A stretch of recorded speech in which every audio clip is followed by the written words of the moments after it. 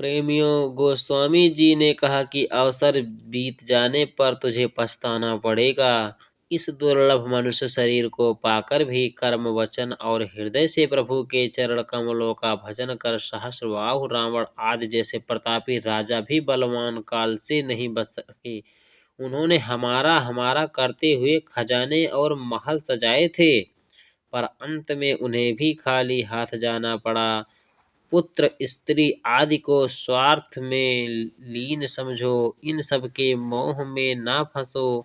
ये सब तुझे अंत में छोड़ देंगे, तब तू इन्हें अभी से क्यों नहीं छोड़ देता? आय मूर्ख, मन जाग और प्रभु से प्रेम कर तथा अपने हृदय से विषयों की झूठी आशा निकाल दे।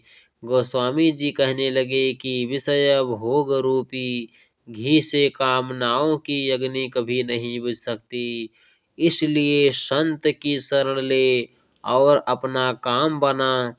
प्रेमियों, फिर गोस्वामी जी महाराज आगे कहने लगे कि संसार में सबसे अधिक रूप गुणशील, मान बढ़ाई और सुख पाकर भी यदि मनुष्य परमात्मा को नहीं जानता और उसके रंग में नहीं रंगता, तो उसका जीवन व्यर्थ है।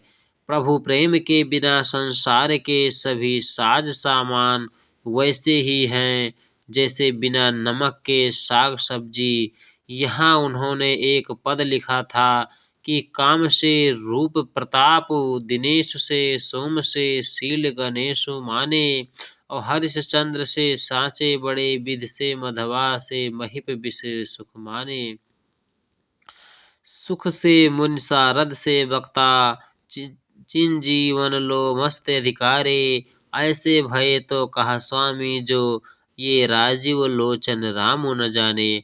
गोस्वामी जी महाराज कहने लगे, यदि कोई कामदेव के समान रूप वाला, सूर्य के समान प्रतापी, चंद्रमा के समान शीलवान, गिरीश के समान प्रतिष्ठित, हरिश्चंद्र के समान सत्यवादी, ब्रह्मा के समान बड़ा, इंद्र के समान विषय सुख में लिप्त राजा सुखदेव जैसा मुनि, सरस्वती जैसा वक्ता और लोमस मुनि से अधिक चिरंजीवी हो, फिर भी उन्होंने कहा कि ऐसा होने से भी क्या लाभ हुआ?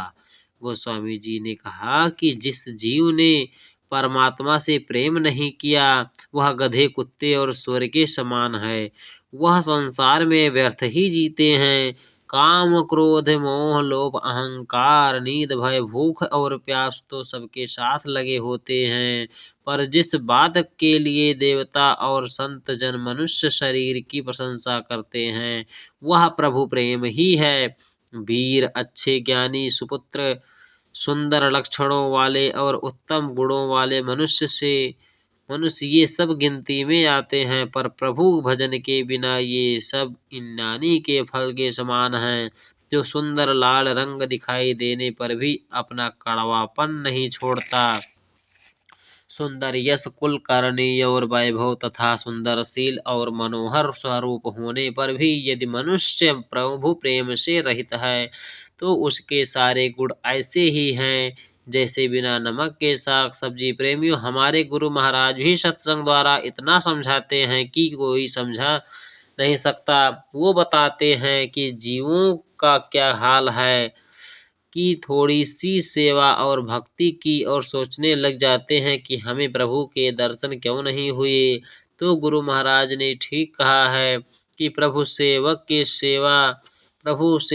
सेवा से प्रसन्न होकर दर्शन देते हैं, बस में हो जाते हैं, पर प्रभु के चरण कमलों में कम से कम उतना तो प्रेम होना चाहिए जितना अपने शरीर, घर, पुत्र, स्त्री और धन धाम में होता है।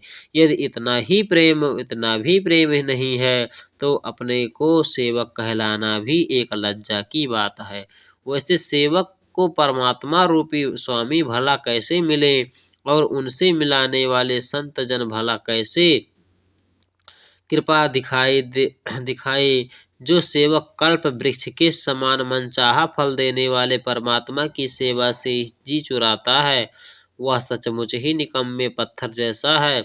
सेवक की स्वामी के प्रति प्रीति तो ऐसी होनी चाहिए कि यदि स्वामी सेवक का त्याग भी कर दे, तब भी सेवक अपने स्वामी को छोड़ और कहीं न जी जावे, क्योंकि सच्चे सेवक को एकमात्र अपने स्वामी का ही आसरा होता है।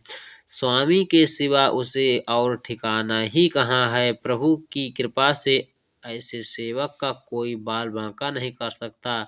जिस सेवक को अपने गुरु का बल है, उसे किसी का डर नहीं होता, वह सदा के लिए अभय हो जाता है। प्रेमियों, हमारे गुरु महाराज बार बार इस बात पर जोर देते हैं और हमारा ध्यान दिलाना चाहते हैं कि नाम ही परमार्थ का आधार है और संसार